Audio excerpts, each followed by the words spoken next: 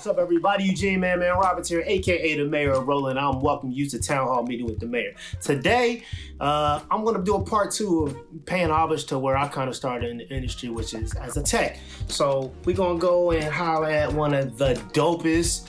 Literally, like, he texts for everybody. He's a genius. He's a photographer. He does everything. And we both from Philly. So give it up for my homeboy, Mr. Okwa Andrew.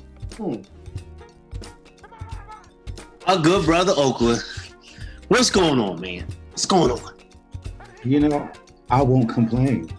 You shouldn't. But hold on. Before we start, let's see if we can figure this out. How long have we known each other? Jeez. I date back, we was like 16. I date back to 16 that I like distinctively remember. But it could have been before that. Nah, bro. It was like, 15, 14-ish. 14-ish. Man. 14. Okay, well, we won't count the years. Yeah. But that was a long time ago. 14 years young. There we go. All right. So people, that was over 20 years. Anyway, my bro, it's amazing that we're here and we're like just both doing what we love to do. So first of all, man, people, I don't think you guys understand. I don't think they really understand. We used to like shed on drums back in the day, like Philly Bulls, like that's just what we did. And then fast forward, and you done worked with everybody in the game. I done worked with a couple little people, and I think it's pretty cool. So let's talk about the transition of deciding to take the tech approach as far as working, because like, you know, me, I started as a tech as well, but I knew where my mind was when I jumped in, but like getting people like more of that approach of where your mind was. when I first, let's just be clear. I was a drummer first. I was playing drums first. When I was asked to tech, I didn't know that was a job at all. You know, my mentor, one of my biggest mentors, or a couple of my biggest mentors always told me to experiment when I was playing drums. Experiment, you know, different sounds, you know, different snare drums. What does that sound like? Why do you use this snare here? Why do you use these toms? Why are they deep? Right. Why are they this? And they were like, experiment. So I would experiment. Rack systems, I would just experiment because I'm like, why do people use this stuff?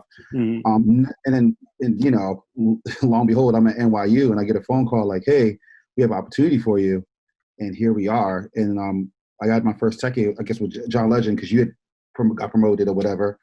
And it was like, okay, cool. To the drums. Make sure it's right every time. No problem, because this is what it's supposed to be. Okay? Right. I mean, we grew up as like gearheads anyway, though. So yeah, we were geeking out. So, but I mean, I think as far as the approach to answer the question, I think that for being a tech, for the job standpoint, I think it's just understanding the musician that you're working with. right. And for me, because I was a musician, I was always able to meet them where they're at. Whether they're more skilled than me or not, didn't matter. It's the same service. Right. The same service, you know? So, yeah. So what was your biggest challenge or biggest thing like to adapt to? When I first started teching? Well, all right, it'll be a two-part. When you first started, and then like fast forward to maybe just a few years ago.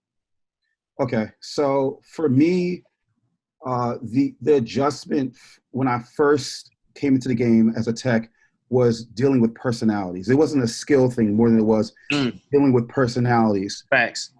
Because around that time, it was interesting. Yes, I mean, and not only that, we were all young. We were young. Yeah, we were young. Like the band was young, you know. But am I allowed to be raw? Go ahead. Cool. But yeah, no one really. I mean, it's a business. This is a business. It's not, you know. It's all fun to, you know, when you're at church and you're playing conferences and things of that nature, or in small bar gigs. You know, you play, you do what you do, get your money, keep it going.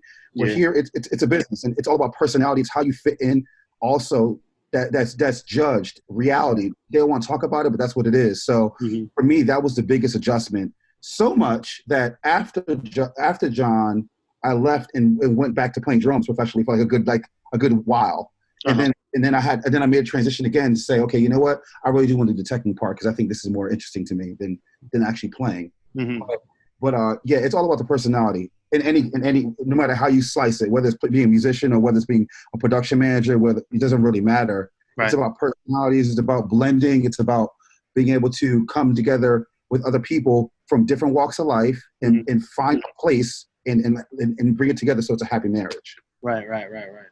So fast forward, what was the thing you had to adapt to? Once you left, you came back, and then now once you come back, you're working on these way bigger gigs, way bigger tours. You're talking stadiums, arenas, like, you know, this mecca of touring.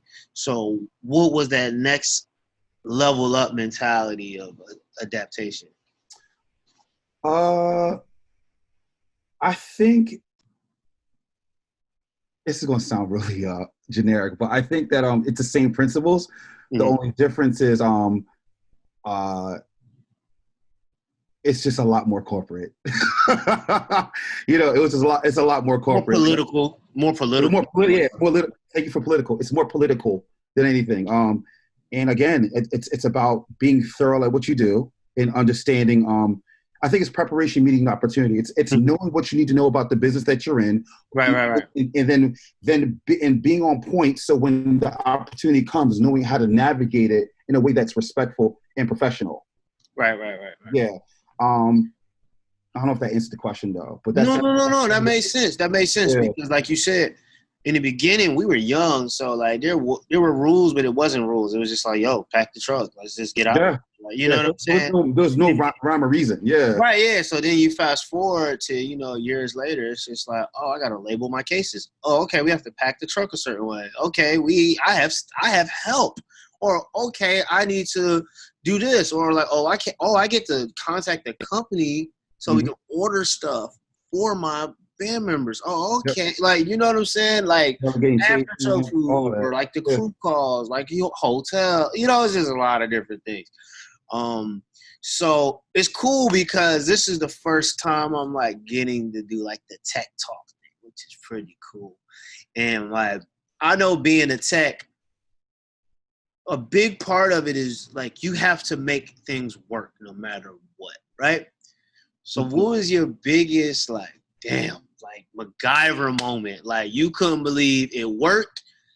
We made it through the show and we was good. Okay. The most recent one I can think of right now. I'm about to say, I know it's more than one. But there's so many. It is so ugly. Give me two, because you got a good memory. That's one thing about you. Whatever, dude. Great memory. I'm an elephant.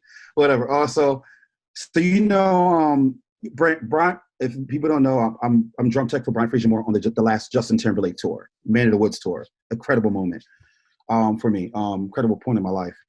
So, me and Brian we have a partnership. I'm his tech, but it's like a partnership. Mm-hmm. When we went through the motions of building the black spaceship coupe, we talked about it. We made suggestions. What do you like? You like your stuff low? Cool. I think this. You like this color? You like this wood? You like this particular thing? I think this. What do you think? Whatever. Right. Fast forward. One of the major things that was a point of contention on a lot of his other tours is that having backup gear. Mm-hmm. So as a drummer, you think, okay, well, I want a backup snare, right? Cool. Right. So I have this DW Edge, Maple 6x13. That's my main snare. I'm on a hip hop gig. Mm-hmm. I want a backup. So I'm gonna have a 6 amp by 14 brass. Right. Absolutely not. You know what I'm saying? You want to have an actual double. You want to have a double. So we got backups, and I didn't really think it was necessary, but I was like, you know what, it makes sense. Let's just do it, because I've never had an issue with any of that kind of thing, especially because, you know, when it comes to like snare wires specifically, I use wire, like these snare wires, so they never come loose. I mean, it's not gonna, nothing ever happens. Whatever. We did over 100+ dates over the course of an 18-month period. Mm-hmm. And the snare never, ever had an issue, ever, until the second before the last show. Never had an issue ever. It's a second before last show. For whatever reason, the lug cracked, or the throw off, the butt side of it cracked, and he's just like, "Yo, I don't have snares." Well, I noticed it before he did because he was playing triggers, and I'm like, "Yo, is that your snare? Is your snare on?" And at that point, I just ran to the top of the deck because he's above me, and swapped out snares. And if it weren't for that particular situation, having that snare ready to go, tuned exactly like it would be for that scenario with a trigger on it, I would have been in flames. Let's just say that much. Yeah.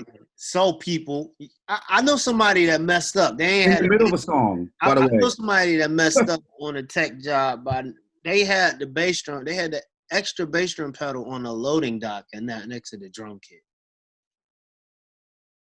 Really? Can't say no names, but that was the dumbest thing I've ever seen in my life as a tech. Yeah, I mean, no shade. Whatever. That's interesting. Just don't do it. It was one of the homies that we vouched for to get on the gig, and he ain't do right. He ain't do right.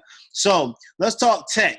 How long? Well, not how long. What's something that exists now that you either always A, wanted it to, or B, you just it just blew you away that it could do that? TD50. I'm gonna give you that, and we ain't just saying it because of where we at right now. What was your like? It got me. So, oh man, there's so many things. So you mean the reasons why that got me, right? Yeah. The TD50 was it won in my respects because of the individuals that I was working for. It's all about the client.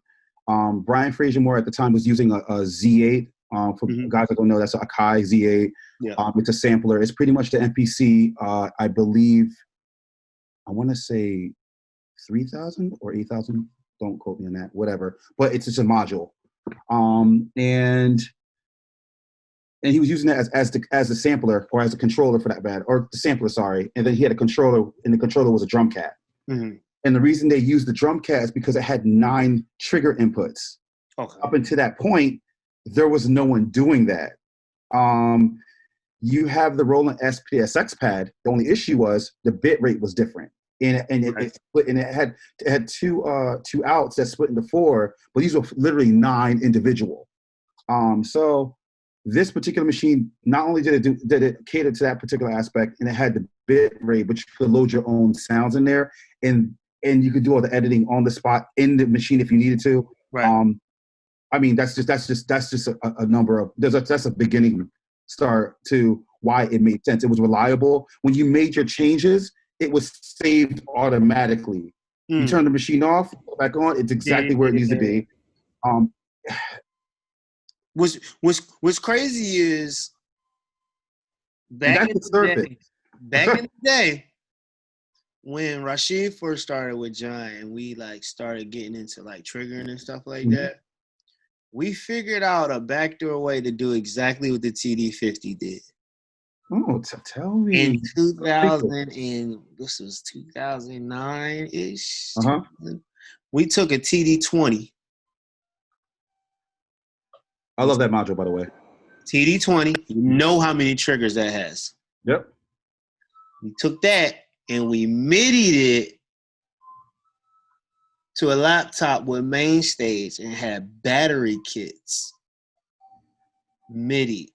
So whatever trigger you plugged into that TD20, you hit it, the cell light up, drag the sound, boom.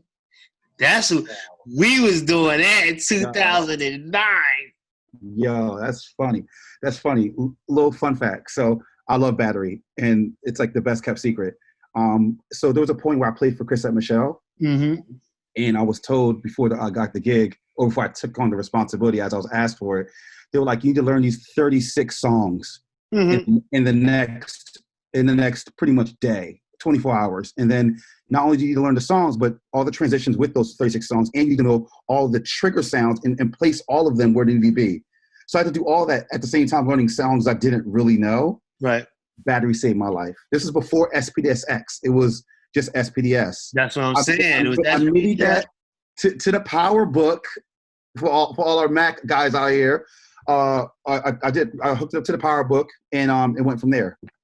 And it was a wrap. I mean, you know that Mio cable, before the Mio cable came out, it was something. The USB to you talking about the USB to MIDI. Yeah, to MIDI, yes. Yeah. So we had interfaces.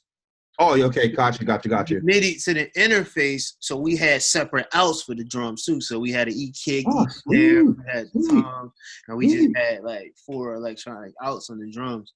Like, we weren't really thinking far enough ahead to have backups like A and Bs. Like, you know what I'm saying? We just knew it worked. Like, you know, I wasn't in the budget neither, but that's another discussion. Right. So the crazy thing is, we had that laptop in the playback laptop on my riser, and they were like together. Like, you know what I'm saying? All the interfaces was in one rack. So the kick and snare of the electronic drums came out of the drum loop channels of playback too. So it was like all coming from the same area. Like, it was just like, and it was solid, and it worked. Like, it never didn't work except for like one time, and that was because somebody kicked the MIDI. You know how you got a MIDI coupler and you extend 2 MIDI cables? Somebody kicked where the coupler was at. But outside of that, we was pretty solid. Like, we ain't had to worry about whenever it was a new song, we just dragged the waves into the battery. Like, it was so thick. Like, you know what I'm saying? So when people was like, yeah, I'm not discrediting what you're saying about the TD50, but the factor that now you could do that in that TD50 or the TM6 Pro too, like, you could do it in there too. But like, before that was it. We had to let, you know, that was when me and Irv was like, doing all this stuff. Like, and Irv was out with us. Like, it was pretty crazy. But yeah, we had a TD20. I never forget, we had a TD20. We MIDI'd that joint the battery. And that gave us what we needed, honestly. And it ain't no CPU or nothing, because we was in main stage. Like. Yeah, but I think that one of the biggest, and that's totally genius. I think one of the biggest hurdles that the TD50 got us over was the restart. If something crashes for whatever reason, you have to restart the computer. Mm-hmm. That takes a moment. That TD50, you can literally count to 2, 3, maybe, if that, and you're up and running. Even if it's asking you the normal stuff it asks you when it first starts, you know, about adjusting hi-hats, it's still ready to go no matter what, and it just goes. I think that's been like a new Roland thing overall, like the startup time, and pretty much all the newer products is like that new Jupiter is like, the new Phantom is way faster than a lot of other keyboards we know. But I'm not saying any names because I tech keyboards. So yeah, man, I'm here for it. That Chronos take a year to start. Oh Lord, I can't listen, bro. But anyway, I'm just saying it is what it is. I won't confirm nor deny.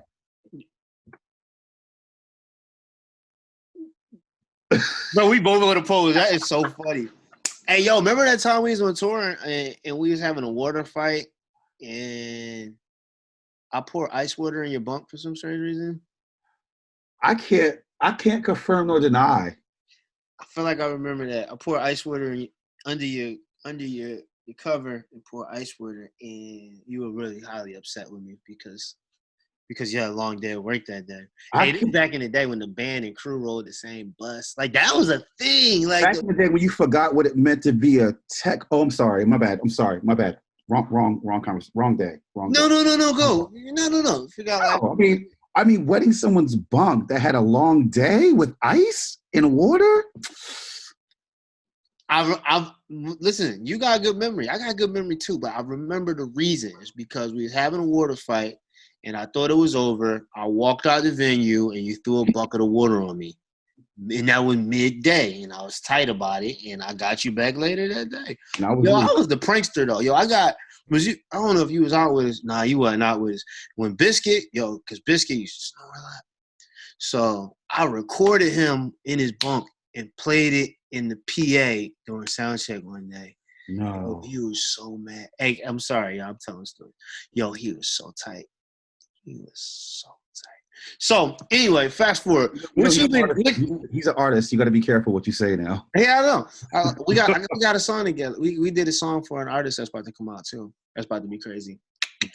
What was I about to say? Yo, so tell everybody about your photography, bro, because I'm just everywhere. You everywhere. I forgot about it. Like you just everywhere. So go there because you having the dope shots and you still do your job. Talk about multitasking because some people be want to have their phones out and cameras out and they be dropping the ball on the real reason they there, which is to be attacked or something. And they I think first of all, before you pull your phone out, you got to make sure that management knows. Matter of fact, not even knows. Make sure you ask them, is this okay? A musician's a different discussion, but like, well, ask the musicians too, because I know a lot. Sometimes it'd be texts that like they just be like, "Yo, bro, I took some photos of you, bro. I didn't even care. Like, bro, I'm trying to learn this show, bro. Like, I'm not trying to care about no pictures or no videos, bro. Like, that's not like my keyboard's not even the right height. Why are you giving me pictures? Can you fix that first? Easy. Shout out to this young woman named Michaela. She is the manager she's a sister and manager for Charlie Puth. She gave me my big break on show photography. She saw some of my work while I was on tour with Charlie Puth, and she gave me a chance to take pictures of the show. She was like, "Can you handle it? Can you handle?" Because at that time it was only me. But the way the show was running, I had spurts where I could take pictures or whatever, and on stage. And she looked out, and she allowed me to do that, and it opened up a door, and it was a whirlwind after that. But as far as photography, I do photography and videography. I've done some stuff with Brian Fraser Moore, promo stuff with him. I've done some stuff with National Geographic also. And I do all types of photography, modeling, and mainly modeling photography, subject photography specifically, and product photography, because I've done stuff with Roland too. But, I remember you took some of those dope Phantom shots on the Mary J tour, right? Yeah, we had got a chance to demo them out before they actually hit the store. It was amazing. Yeah, and you did too. Yeah, but yeah, it was a blessing to be able to have that, and the new Jupiter. Not Jupiter. Oh yeah, man, I like that new Jupiter is a beast. Like I've grown to love it. And you know me, I'm a gearhead, I'm a keyboard head, so it's like I'm able to have multiple ways of pulling up, not in some way the same sounds, and in some ways similar enough but different enough. You know, especially like you know me, the XP80, the JV series, like that's my thing. Like, you know what I'm saying? So to be able to pull up the 5080 and the new Jupiter, to be able to bring up all the JV XP80 sounds and the new Phantom, and I got everything in the cloud, it's like I'm winning. Like, you know what I'm saying? But I can't get away from using the real keyboard stuff. So like it's something about the output. It's the output cards. It's the cards. Like right now, like just even in my little temporary setup, I got an XP80 over here, a Juno 60. I got my X7. I got a 106. I got my V-Synth, and then I got a Phantom 7. GT or just the regular one? GT. When you're done with that, I'll never be done. I got that V-Synth. I got that V-Synth when I was playing with Kanye because of the vocoder in it. Nice. Can you? I don't know if you have any pictures anymore, but could you explain a little bit? I'm gonna flip the questions on you for a second. Can you explain to them your setup for Kanye, because you were using guitar pedals and all? Can you talk about that a little bit? All right, so that was phase one. Okay. That was phase one. So the Glow in the Dark tour, when we did it, we started in Europe, and the stage was all plexi, see-through, right? So I had a 4x8 riser that was see-through. So I had a rack built with my V-Synth rack, and I had it facing up so I could see it through my feet, right? And I controlled it with an X7, and then I had an X6 for talk box. And the pedals was because I was just being really experimental with my sounds, and it was kind of hard like to have the front of house person do exactly every effect and what I was trying to do. So my actual talk box mic was going through the pedal board. So I was doing my own delays, reverbs, octaves, distortions, just like with certain stuff. So like when I wasn't doing actual words, I would be doing lines or like holding out notes and stuff, and then having effects and just kind of playing it like another type of instrument. Mm-hmm. So yeah, that's why I had pedals. It was pretty cool. I feel like that. I feel like the Kanye, that particular, when you did that particular gig, I feel it pulled a different side of you out. It pulled a lot out of you. You know, it did, because that was the first time I was like I was fresh off of like Teddy Riley land. Like, you know what I'm saying? I was playing keys and I was teching with Teddy, and I started playing talkbox and vocoder, and then we started playing, like I started using it with T-Wise a little bit. Mm-hmm. So then Adam had hit me like, yo, Kanye want a band and he wants somebody to play talkbox and vocoder like on some Teddy. He said like on some Teddy Riley. So he hit me like, I know you work with Teddy, like you gotta be the next best thing. So they hired me, and I thought I was only coming to play 3 songs. Like I just knew I was doing Good Life, Stronger, and Workout Plan. I just knew those was the only 3 songs I needed to learn. I learned them 3 songs. It's like, oh, you sound great. I want you to do all the hooks on every song. I'm like, oh my God. So that's when I started playing like on all the other songs, like, you know. And it was cool because it was the first time, well, not the first time, I had kind of started mentally grasping being able to adapt to each gig with my roles I was playing. So John, I'm playing mains, I'm programming. Then Guy in Blackstreet, I'm playing aux, all aux, never like no mains. Then I go to Kanye, I'm only playing talkbox and vocoder. Then I go to J. Cole, I'm playing mainly synth bass and a little bit of aux stuff. You know what I'm saying? Then I go to Snoop, and then I'm playing mains. Like, you know what I'm saying? Then I go to Wiz, I'm playing mains.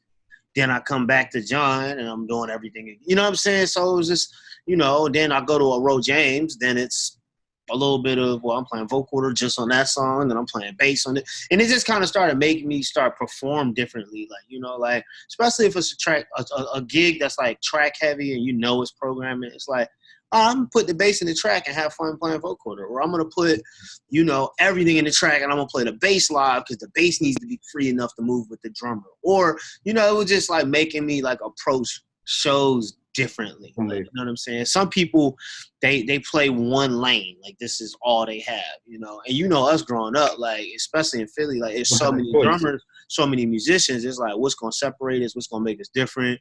Like, people probably wouldn't believe me, but like I was using stacks in 2001, 2. Like, you know what I'm saying? Like, he was. Definitely was. You know what I'm saying? Everybody used to be like, yo, you got all them broke drums. I'm like, oh man, that joint sound like a clap to me. And like, I used to have the small little stack, and I had like a 16-inch stack with a 14-inch A custom crash on top. I know I still have those stacks, so like that's how I know exactly. I'll still record with some of them to this day.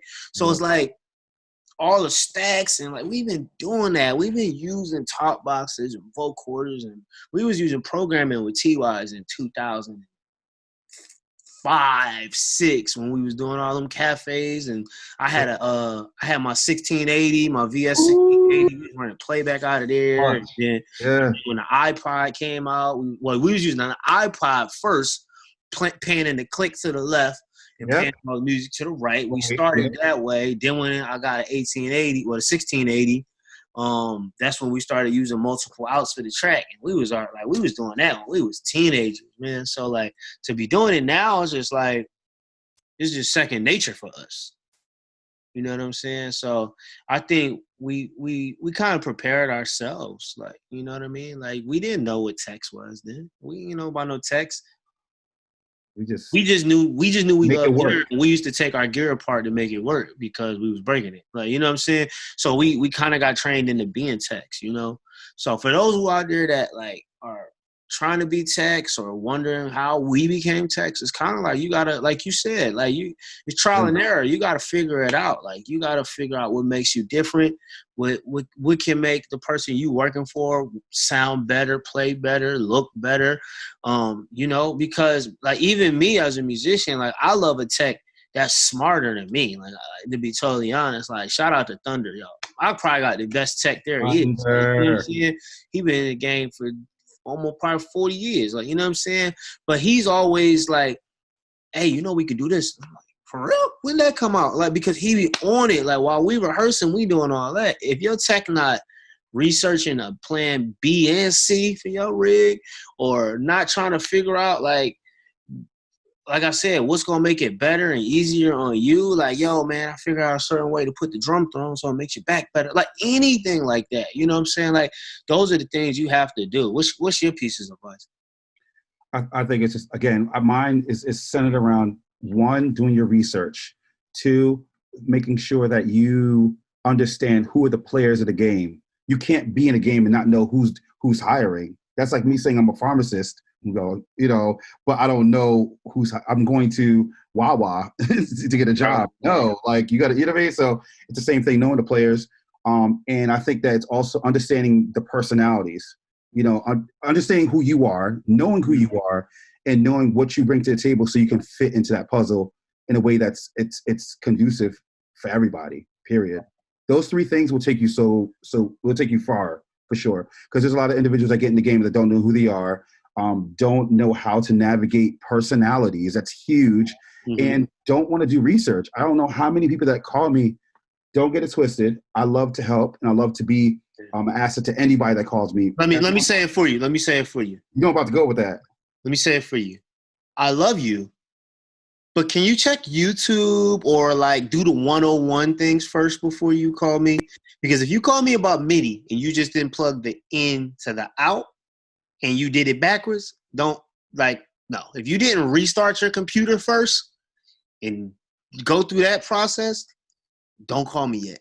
But go ahead. What was you about to say? I'll add. There's nothing wrong. I mean, I do classes on this all the time. I've been doing it all through quarantine. Like, you know, where I just sit down and I break down how I make my templates, like in like my playback, because I do playback also. So like, what's your template for Ableton when you do playback? I have like 6 to 8 of them. Like, you know, like I have the same thing for my TD50. I have templates for everything. So it's just like, my thing is this, going back to the tech thing. If you're going to come into the game and you want help, there's nothing wrong with asking for help, but you should be able to tell me what you've done so far. Mm-hmm. I can't get this trigger to work right. I went through this A, B, C, and D, and these are the things I thought I should be going through. Am I missing something? Question mark. A lot of individuals don't want to do the research. A lot of individuals do not want to read a manual. And I'm telling you, you're not less of a tech for reading a manual. The TD50, when I first got it, I had to read the manual so I could understand how it works, considering it's a new product altogether. Mm-hmm. The Drumcat, I had to do the same thing. Did I have some kind of help along the way with the Drumcat? Not really. I mean, I did with initially with Brian and stuff like that. But other than that, I had to learn on my own. I had to read the manual. I had to figure it out. I had to call Chris Oxett. I had to reach out to the people that would be able to help me. But before I did it, I had to have some kind of foundation. Mm-hmm. You exhausted all your options. Yes. You called it your yes. And I'm gonna say this one thing just to wrap this up. Mm-hmm. I don't like to, you know, I don't usually get into my personal business like this, but I'll keep it 100 to see, you know, like what my, not struggle, but my journey was. When I got called, because I was working a little bit, but when I got called to sub in for JR, his name is James Newkirk, but they call him JR in the industry. He's doing Bieber currently right now, but he was the original drum tech for Justin Timberlake before I came on. Mm-hmm. And I think he was out with Bieber, funny enough, on the tour previous. And I got called to sub in initially. And when I came in, I think one of the biggest things that I learned coming after an individual like that is how much you have to do research. So what did I do on my first gig? I took my first check for my first gig. It was like I think it was in London. It was like 4 days. I took my first check, and what did I do? I bought a Z8 and I bought a Cat. I spent my whole check buying the gear that I know I was going to use for the person I knew I was going to be subbing, or the artist I was going to be working for, in that case, BFM, for the next couple months, because it was an investment. Why? Because I wanted to be better at it. When I got my TD50, I bought it fresh, my own money, from tour money, from gig money. Yes, I was broke for a little bit, but I learned every aspect of it. And because of that, I am where I am. Mm-hmm. I'm not no rocket science. I'm a scientist or whatever, but I think that if you put in the work and you prepare, that preparation, like you said, invest. Once you meet that opportunity, it's done. You're in there, and it's about personality after that. Personality and being lovable and being able to flow and be able to adjust and check your attitude and be self-critical, and that's a whole nother therapy session. But we'll talk about that later. Well, we're gonna get ready to get out of here because I think we should do a tech panel. We're gonna do a tech panel. I think we're gonna do. I want to do that. Let me see if I talk. There's some good ones out here. Ooh, Ben, hey, yeah. When we get off this, you gotta give me some more. I got to do a couple more of these. Like JR, we got JR coming on. Chris Oxett, like get them all. Joe Wolf, OG. Joe Wolf too, yeah. Yeah. Who else? What's my man name that worked with Stevie? I can't. Lamar Mitchell. Oh wow, I haven't. Yes, yeah. OGs, we're gonna bring them all on out here. But all right, Okwa, my bro, thank you so much for your time, man. Thanks for chopping it up. Definitely, man. You one of those individuals we could keep going on and on about stories and shedding at 3 a.m. Get my head chopped off and then serve it back. With custom snares, you know what I'm saying? We was having custom snares. You still have that 12-inch? Yeah, I still got the antifreeze green, Joe. Yeah. With the black hardware. Yeah, I still got that. No. The one with the lime green hardware. No, the snare was lime green and the hardware was black. I know exactly what you're talking about. Then I had the fire one with the gold hardware. Nah, that's okay. The one with the lime green one. You get the hydraulic head on it. Before people were using hydraulic heads on snares. Man, I might have been doing some things before people, but I'm not going to do that. Another therapy session again. Another therapy session. All right, y'all, we out of here. Say peace to the people, man. All right, holla. See, I told you, knowledge. He's full of it. Okwa, man, he just knows everything. He's good at everything. So shout out to Okwa one more time. Shout out to Roland. Shout out to Nelly. Shout out to Kristen. Shout out to Brian. Shout out to Igor. Shout out to Markeith. Shout out to my brother, Joe Manduke. So we're about to get out of here. Eugene Man Roberts, aka the Mayor, and this has been another episode of Town Hall Meeting with the Mayor.